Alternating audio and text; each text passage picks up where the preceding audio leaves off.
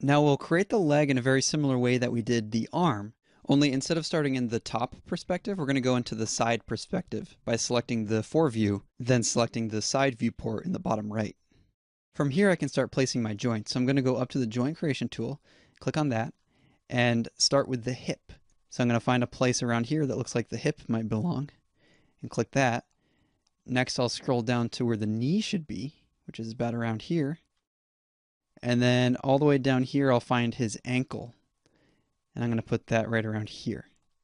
Next up, we'll start building the joints for the foot. And to do that, we want to make sure we get the joints to rest exactly on this bottom line here. To do that, we can hold X and find where we want the ball of the foot to be and click on that line.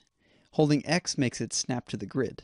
Lastly, we're going to make a toe joint here. We'll use this extra toe joint in the foot roll system that we'll be creating in just a moment.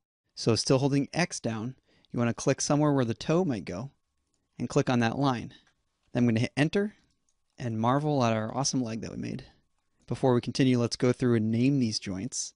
This time I'm going to use the outliner, so I'm going to hold shift and click on this plus sign and double click on this joint and say left hip joint, enter. Then I'll double click on the knee and do left knee joint. Moving right along, we're going to go to left ankle joint. After that, we have the left ball joint. And then lastly, we have this left toe joint. Voila.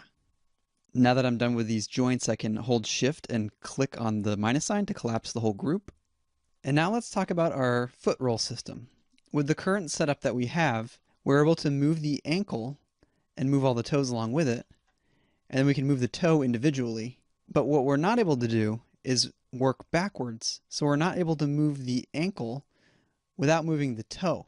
And when you're walking, you need to be able to lift the ankle and leave the toe on the ground for that walk cycle to look normal. To do that, we actually need an inverse foot roll system, and that allows us to create that motion necessary for walking. This involves a system of extra joints in here that will attach to these foot joints to drive their movement instead of using the foot joints themselves. Don't worry if you're feeling a little lost or confused about this system. It's certainly an abstract concept, and hopefully by the time we're done creating it, you'll have a better understanding. So initially, we want to start out with a heel joint. So I'm going to select the joint creation tool and find a place I want the heel to pivot from. I'm going to hold down X so we're snapping to the grid here, and below the ankle, I'm going to place it right here at the center of the heel.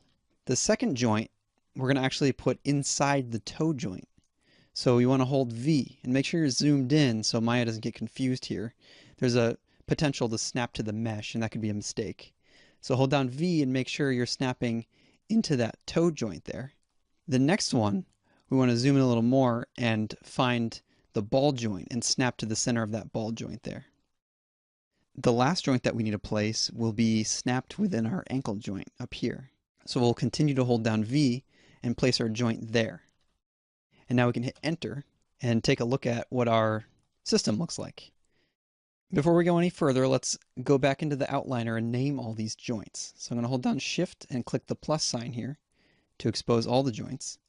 And starting with the root, we're going to name this left INV for inverse heel joint.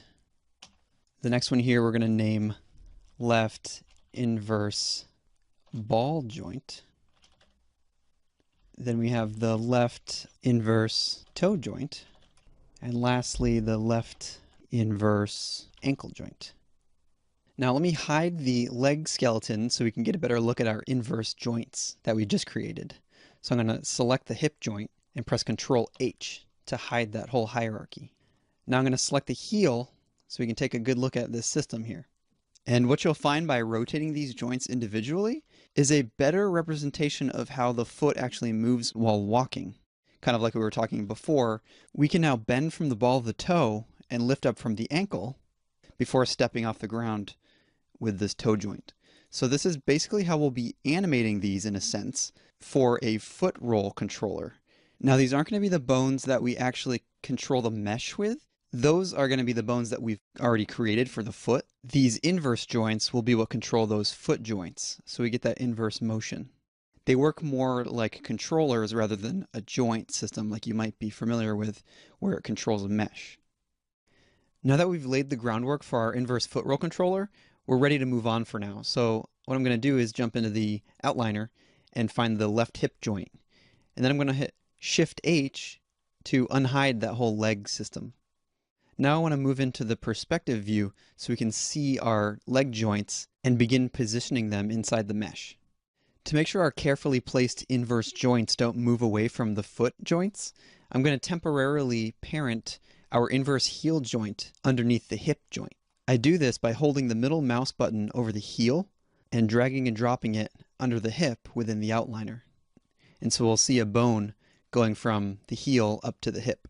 That way when I start to move the hip and the leg, our inverse controls go with everything and nothing gets displaced. In addition to moving this over to the left side, we're also going to have to do a little rotation here, and that's so our joints all line up with the way this mesh is posed. So first I'm going to rotate here on the x-axis, so we are lining up with the feet, and then I'm going to rotate on the y-axis here, this green one, so everything falls into place there. And it looks like that's pretty good. The knee lines up with where the knee should be, and the toes are all pointing in the right direction. Now let's wrap up this leg by parenting it to the rest of the skeleton. So I'm going to select the hip joint here, and then shift select our pelvis joint, and hit the P button on the keyboard. And just like we did with the arm, that parents the leg to the rest of the skeleton. Looking over in the outliner now, we'll notice that our top joint here, the parent of all our other joints, is now the pelvis joint. And that is because when we started building our spine, we started with the pelvis and worked our way up, so the joint chain flows upwards. And that's not what we want. We actually want to change that, so from the root over here, the chain flows back downward. That way we can manipulate the pelvis joint without affecting any of the joints above it. So to make our root joint the root of our skeleton, all we need to do is select that joint, make sure you're in the rigging tool set by selecting rigging through this dropdown, and go to skeleton, down to reroot skeleton. And when you click that, you'll see our bone here flips around. So from the root, it actually flows downward through the pelvis to the rest of our leg. So now if you select the hip joint and you go to rotate it, it doesn't affect anything above the hip because of the way our joints are flowing. And this is exactly what we want moving forward.